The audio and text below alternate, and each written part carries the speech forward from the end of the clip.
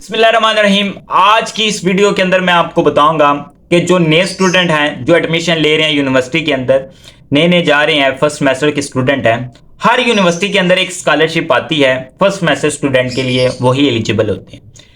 अब वो स्कॉलरशिप पहले इमरान खान के दौर में उसको एहसास का नाम दिया गया, मरियम ने उसको चेंज करके यूथ स्कॉलरशिप का नाम दे दिया है, लेकिन स्कॉलरशिप वही है ये फुल फंडेड स्कॉलरशिप होती है। अगर एक दफ़ा लग जाए तो आपकी टोटली जो यूनिवर्सिटी का जितना भी आपका टिन्योर होता है, 4 साल का या 5 साल का जो कोर्स होता है, उसमें वो फीस आपको यूनिवर्सिटी या HEC से प्रूव होकर वो स्कॉलरशिप आपको मिलती है।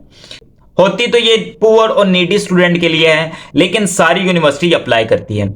मैं हूं ना, अब जब मैं नया नया यूनिवर्सिटी के अंदर गया था तो मुझे स्कॉलरशिप के बारे में नहीं था पता। स्टूडेंट ने पहले ही अप्लाई करके शॉर्ट फॉर्म में डेटा सबमिट करवाने की लास्ट डेट यूनिवर्सिटी ओपन होने से पहले पहले की थी। स्टूडेंट ने करवा दी। जब मैं यूनिवर्सिटी गया तो मुझे पता चला जी इस तरह की भी स्कॉलरशिप होती है, और अगर एक दफ़ा लग जाए तो पूरा यूनिवर्सिटी का जो आपके पास कोटा होता है वो पूरा उस फीस के अंदर आपको दे दिया जाता है। अब मुझे पता नहीं था, तो वो स्कॉलरशिप ऐसे हुई कि हमारी क्लास के हम 10 स्टूडेंट थे, जिसमें से 7 की वो स्कॉलरशिप लग गई, और आज तक उन्हें छठा सेमेस्टर है, स्टिल उन्हें अभी तक वो स्कॉलरशिप मिल रही है, और उनकी जो यूनिवर्सिटी की फीस है वो टोटली माफ़ ही है। तो आप भी वो स्कॉलरशिप कैसे ले सकते हैं? तो क्योंकि कुछ स्टूडेंट होते हैं जिन्हें पता ही नहीं होता, जिस तरह मुझे नहीं था पता, तो स्टूडेंट जो एलिजिबल भी होते हैं, जो पुअर होते हैं, उनको पता ही नहीं होता। और बहुत से स्टूडेंट ऐसे थे, यकीन जाने, जो कि वेल सेटेड हैं, लेकिन उनकी स्कॉलरशिप लग गई। ऐसे स्टूडेंट को तो जरूरत ही नहीं थी स्कॉलरशिप की, और ना उन्होंने घर बताया था, घर वाले उनको यूनिवर्सिटी की फीस दे देते हैं और वो पूरी कर लेते हैं। अब जब उनकी स्कॉलरशिप लग गई ना, तो यकीन जाने किसी ने आईफोन ले लिया, किसी ने बिजनेस के अंदर पैसे लगा दिए, तो किसी ने क्या कर दिया, क्योंकि उन्हें घर उन्हें बताया नहीं, अप्लाई उन्हें कर दिया।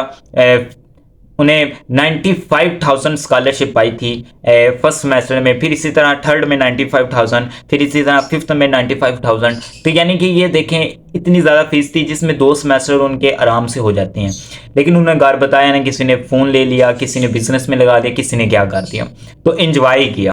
मैं ये समझता हूँ कि ये ज्यादती है, क्योंकि जो बंदा डिजर्व करता है ना, स्कॉलरशिप भी उसी को ही मिलनी चाहिए थी। ठीक है, अब आप ये समझ सकते हैं कि उन्होंने राइट नहीं था उनका कि वो अप्लाई भी करते, क्योंकि एक चीज़ उनके लिए सोर्स है, उनको इजीली मिल रहा है, तो वो दूसरे लोगों की जो डिज़र्व करते हैं उनके रास्ते में भी हाइल होके उनकी स्कॉलरशिप भी उन्होंने रोक दी। बहुत से स्टूडेंट थे जिन्हें नहीं मिली। अब जिन्हें नहीं मिली वो लोग डिज़र्व करते थे, ठीक है, उन्हें वो डिज़र्व करते थे, लेकिन उन्हें नहीं मिल सकी। तो आप ये समझ लें कि उन्होंने उनका हक खा लिया, मैं तो यही समझता हूँ। तो लेकिन अप्लाई तो सब ने किया था, तो ये लक पे डिपेंड किया कि उनकी लग गई, इनकी नहीं लगी। रिजेक्ट भी होती है, बहुत से स्टूडेंट की रिजेक्ट होगी, क्योंकि वो उन्होंने कुछ फीसें एक्सपेंसेस ज़्यादा लिख दिए।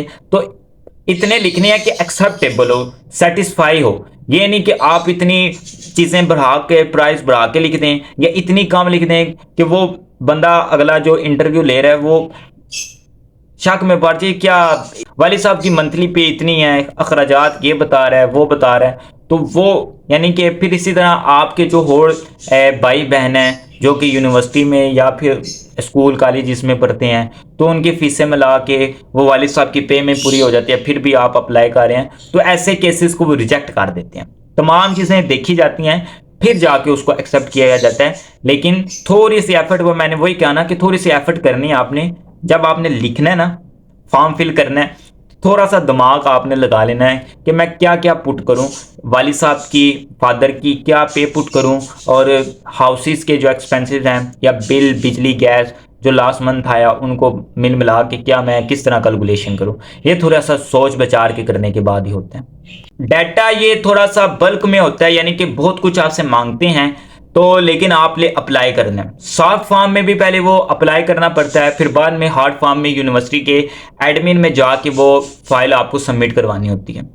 ठीक है, और हर यूनिवर्सिटी के बारे में होता है, प्रोग्राम आता है, तो वो यूनिवर्सिटी आपको मेल के थ्रू, स्टूडेंट मेल के थ्रू आपको बता देती है कि वो प्रोग्राम आया हुआ है, और आप लोग अप्लाई करते हैं। आखिर में मैं एक चीज़ आपको बता दूं, ताकि आप खुद समझदार हैं कि हमें अप्लाई करना चाहिए या नहीं करना चाहिए। सारी चीज़ें अप्रूव होने के बाद लास्ट में वो आपसे डॉक्यूमेंट के ऊपर रिटर्न लिखवाते हैं, जिसे हलफनामा कह लें, कुछ भी कह लें, वो आपसे हल्फन ये लिखवाते हैं कि आपने जो डाटा प्रोवाइड किया है ये यकीनन तौर पे हतमी है, फाइनल है, बिल्कुल ठीक ठीक आपने अप्लाई किया है, आप इस चीज़ के यानी कि कसमन इस चीज़ का अहद करते हैं।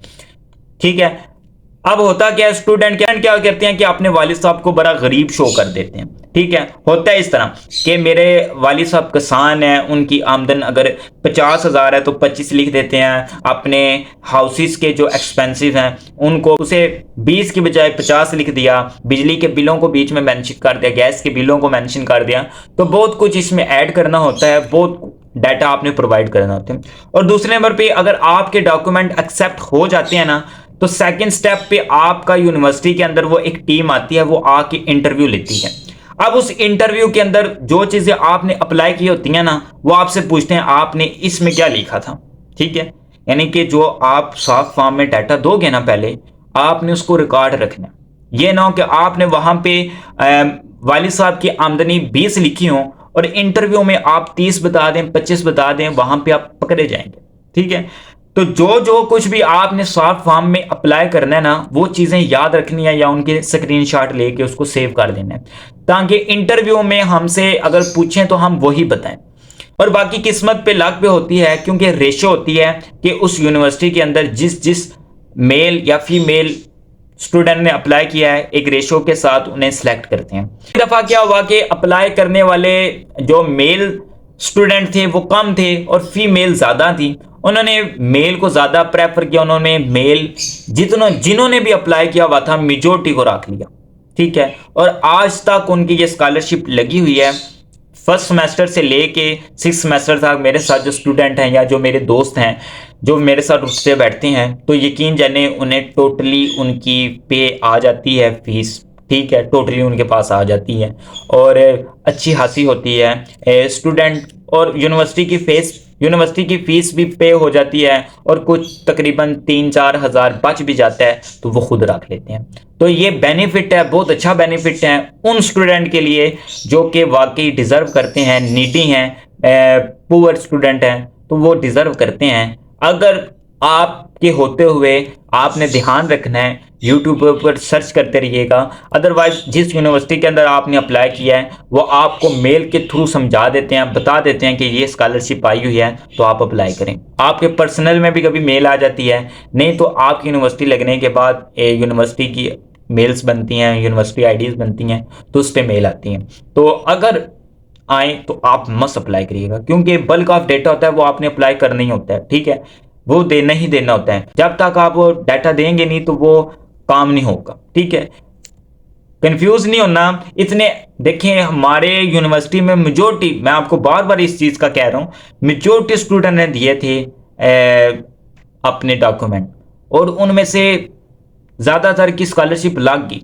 तो अगर आप अप्लाई करेंगे, थोड़ा सा मेहनत लगती है, एफर्ट लगती है, कभी किसके सिग्नेचर करवाने पड़ते हैं, कभी किसके, तो लेकिन अगर आप ये काम कर लेंगे तो आपकी पूरी जो टेन्योर होगा ना यूनिवर्सिटी का, तो आप उसकी फीस से बरी जिम्मा हो जाएंगे।